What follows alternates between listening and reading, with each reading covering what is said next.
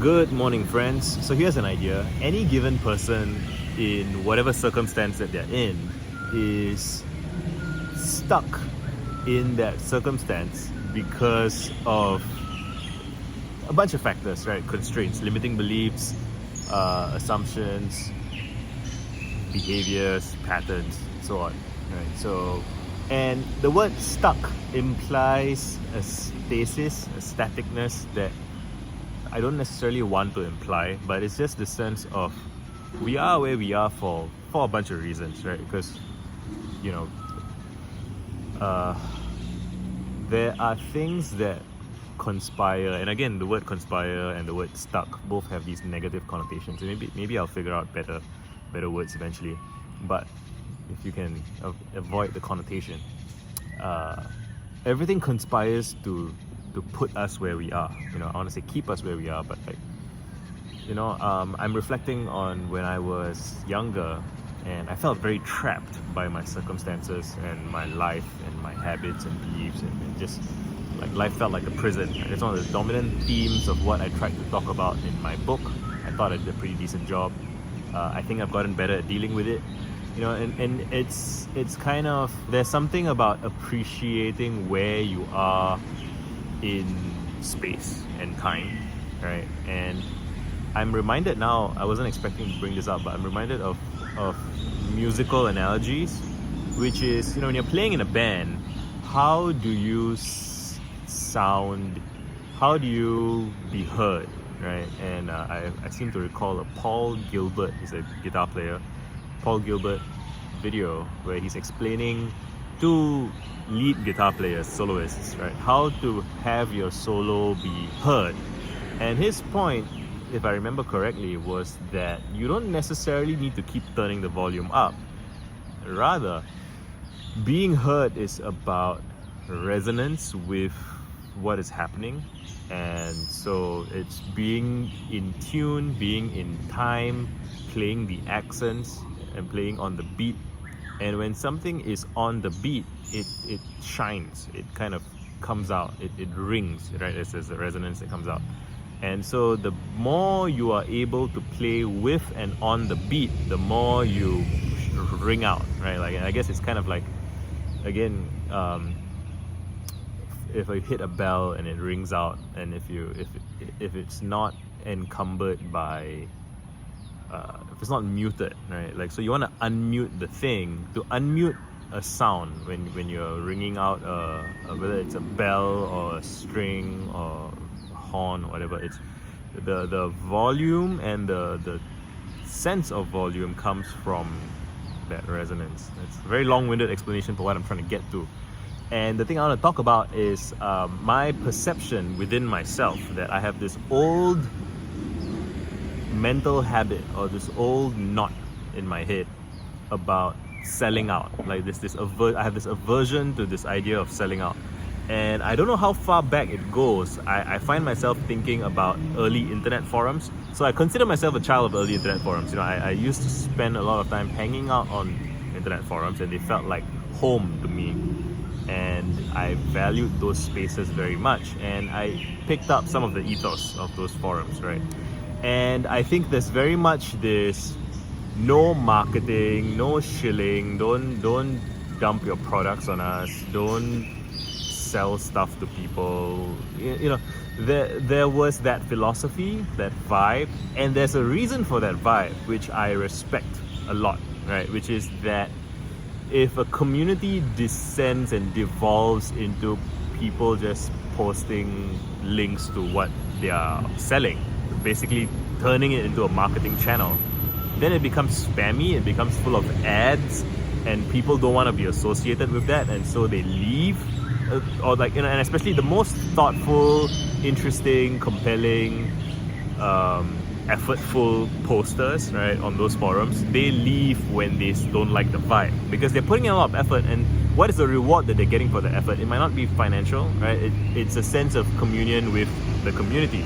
And so I value that a lot. I feel like, and I hope that if you're watching my videos or you're reading my tweets, that comes through, right? That I'm trying to give more to my spaces than I'm taking out of it, right? So there's this explore, exploit dichotomy. And that said, I think I overcorrected. I think that in my life, I'm overly anxious and afraid and flinch from the idea of selling anything, of asking for money, of pitching my books, my products, whatever. I have a Patreon, and I don't tell people about my Patreon very often because some part of me does not like to be seen asking for money. And when I sit down and investigate it, I'm like, why? Why is that the case? There are people who want to give me money because they like the work that I'm doing and they have money and they're willing to give it. And if I let myself receive it, I'm better off for it. And I can pay my bills more easily. I can feel a sense of comfort and lightness that I don't need to stress about money as much. And that frees me up to do the interesting work that I want to do, that there are people who want to see me do it. So there's that voluntary opt-in, win-win, consensual transaction that can happen. And part of my job, I think, as the custodian of me and my body of work, is to help me ask for money. But I'm afraid, a part of me is afraid of being seen as a sellout. And there have been a handful of instances over the years where people have accused me of being a grifter, of just exploiting spaces or whatever. And a big part of me thinks it's bullshit, knows it's bullshit, because I know the effort that I put into these things.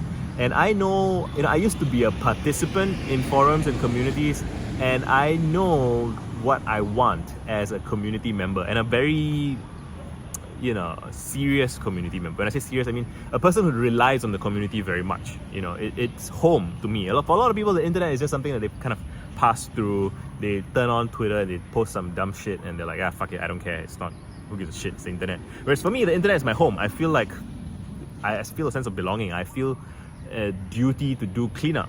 I feel like keeping this place clean, whether it's intellectually, emotionally. I feel a sense of duty to the digital spaces that I owe so much to. Right? And so my observation was that, this whole video could, I guess, be about self-promotion, right? And I have some old notes about self-promotion isn't necessarily intrinsically bad. If you know that you have something that can help people and can be of use, and you've done the work, and you're willing to sit and have conversations with people, right? So part of the problem with spam is that it's insensitive, inert, doesn't care about you, right? If you ever receive like a cold email from someone who doesn't give a shit, and they use this template and they put in your name, and then then they're not putting in any effort or giving it any thought. And I try to always put in as much effort and thought into my interactions as possible, and I feel like in the early years that wasn't very appreciated by the external world, but I didn't care because I wanted to be that person. And I've since been blessed with friends and peers who do see the effort that I put in and do appreciate it, and I'm very grateful for that. But I still feel that there's still this weight on my shoulders, tensions, muscular tension, right? That oh my god, people are gonna think I'm a grifter, people are gonna think I'm a sellout because I have a book for sale, I have a Patreon, am I? But bitches need to eat, right? And I think a common phrase people say sometimes is get a real job. What is a real job? A real job is, most of the time, you are getting into a contract with an employer, and the employer is providing goods and services to the marketplace, and they are the interface between the consumer and product, right? And this interface is usually abstracted. There's a customer service provider, there is a salesperson wearing a uniform with, whatever. I'm working at a cinema, I'm working at wherever it is that you work, you wear the uniform of the place that you work, and you are a representative of that corporate entity. And that corporate entity doesn't have a soul, doesn't have shame, doesn't feel guilt, it's not a person. And a tragic thing is that a lot of people are more harsh with other people who are trying to sell products and services in the marketplace than they are with corporations. And that's unfortunate because it discourages people from trying. And I figure that if I'm struggling with this, and I'm someone who's very open, very I would say I have a pretty thick skin, right? I'm very willing to put myself out there. And even if I'm struggling with this, then other people are definitely struggling with it even worse because they don't have as much experience being so public. They might be more sensitive than me and feel more pain when they get insulted and when they get attacked for their stuff. And I guess part of the lesson there is that being public, and by that I mean participating in the public marketplace, means being criticized for it. And that's fine, you don't have to take it personally. But I have a habit of taking it personally because of like childhood issues, school, my early friend groups, you know, the society that I live in where you're supposed to go through the proper channels and you're supposed to be, you know, you can't have opinions unless you're anointed by gatekeepers in some institution. Like, fuck that, you know, fuck that. Right? Like, my wife's been watching some videos of like just churches and how they ask for money. And you know, it's so much easier to ask for money when you're asking it on behalf of someone else, right? It's more difficult to ask when it's on behalf of yourself. But you know, so theoretically, one thing I could do is I could invent like a manager, or I could invent some third party to handle things on my behalf. And I don't really like the idea of that though. I wanna be here. I wanna be present in all of my interactions. And maybe I'll change my mind about that someday in the future. But for now, you know, when I ask for money, I want it to be with my whole chest, you know. And I get paid pretty well for my marketing consults. I get paid $500 a session. But part of why I'm able to charge that much is because I am willing to face it. You know what I mean? Like, part of what deters people from... There are people who are equally qualified as me to do the job that I do in terms of like the technical, practical aspects, but they would not be comfortable exposing themselves to the marketplace where they might get insulted, where people might say, who the fuck do you think you are for charging this much money to provide a good service? And so I have found myself in defense of people who charge a lot of money for some stupid shit that nobody wants, or nobody should buy, you know, like criticize. Like, I'm okay with criticizing people as, you know, I wouldn't buy that. I don't think that's a good service or whatever. But like, when somebody then goes all the way and says, oh, you know, this shouldn't be allowed, or this should be shamed and mocked because this person is in the marketplace selling stuff, I then be like, oh my god, I can't believe you're making me defend this person.